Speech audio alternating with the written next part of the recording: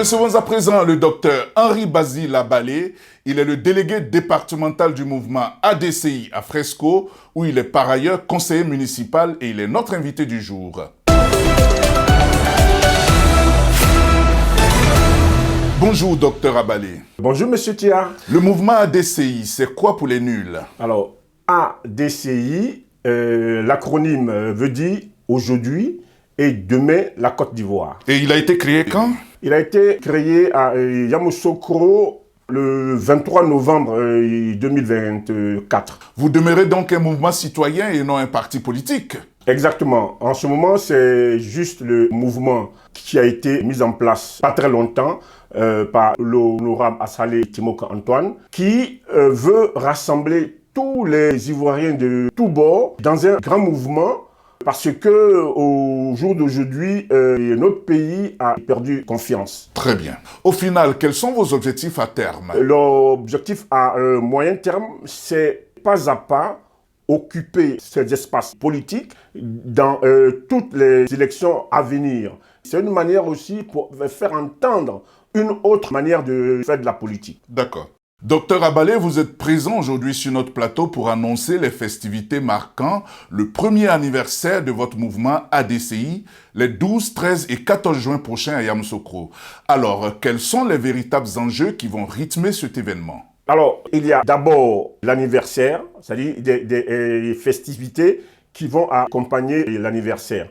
Mais il y a une réponse qui est beaucoup attendue. Une réponse de la part de M. Assalé Timoko Antoine de savoir si il va être candidat à la prochaine élection présidentielle ou pas. Justement, à propos de candidature, quelle est votre lecture du climat politique aujourd'hui en Côte d'Ivoire? Mais écoutez, M. Tia, je pense un peu comme tout le monde, hein, c'est-à-dire que la situation politique générale est marquée par tout, sauf les vrais problèmes des Ivoiriens. Et je veux dire par là qu'il y a des candidatures potentielles qui ont été extirpés de notre liste électorale, alors que ce sont des citoyens comme tout le monde. Je prends par exemple le président Laurent Gbagbo qui n'est pas encore sur la liste, et puis le président Thiam aussi, sans oublier évidemment Guillaume Soro et Blé Goudé. Avec le mouvement ADCI, docteur Abalé, qu'est-ce que vous aurez à proposer de mieux par rapport à ce qui existe déjà dans l'arène politique aujourd'hui en Côte d'Ivoire? Alors, du point de vue national, ADCI se positionne comme un nouveau mouvement politique qui a compris l'appel des Ivoiriens. Et au jour d'aujourd'hui, il y a une véritable crise de confiance dans la société ivoirienne. Vous voyez? Donc, notre mouvement vient justement pour redorer le blason de ce qui a été perdu en présentant une autre façon de faire de la politique. Tout à fait, docteur Abalé, mais une certaine opinion pourrait vous répondre également que ce genre de vision est commune à tous les opposants. Mais qu'est-ce qui nous garantit qu'une fois au pouvoir, vous ne feriez pas pareil ou même pire? Mais non, non, attendez, monsieur Tia, écoutez, alors, vous voyez, les partis politiques traditionnels, ils ont géré le pays et ils ont occupé la scène politique pendant au moins 30 ans. Vous voyez? Oui. Donc, ces partis-là sont en conflit.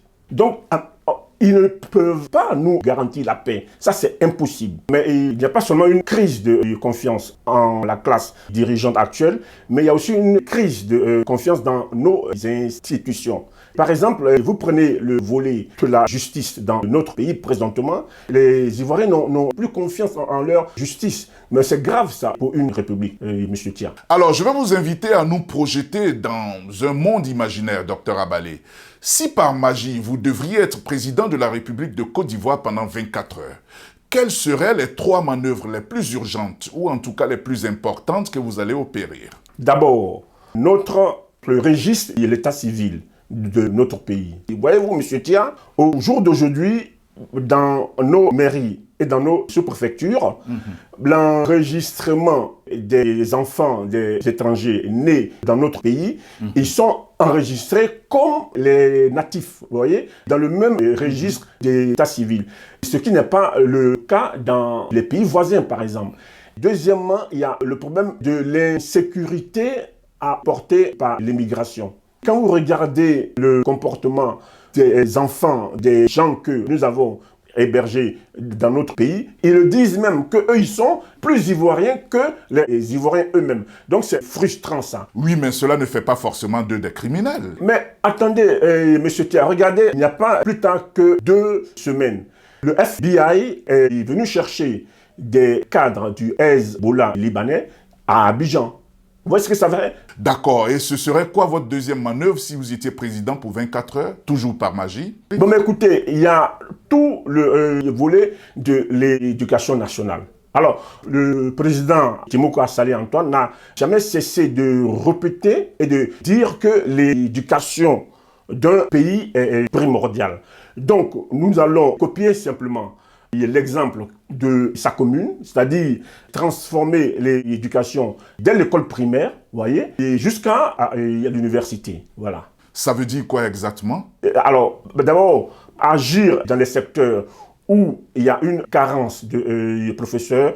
Il y a des écoles où les élèves n'ont pas de professeurs de mathématiques. Ça, c'est inacceptable. Deuxièmement, toujours dans le domaine de l'éducation, voyez, vous vous rappelez que le problème des COGES, alors des parents d'élèves cotisent toute l'année pour que leurs enfants puissent aller à l'école. Alors que plusieurs parents n'ont véritablement pas de moyens. Donc, pour cette raison, leurs enfants ne vont pas à l'école.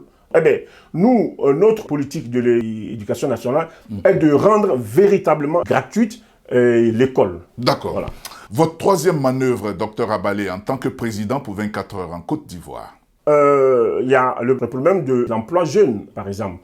Donc, notre mouvement a mis l'accent sur la jeunesse par rapport à leur formation et leur insertion dans la vie active.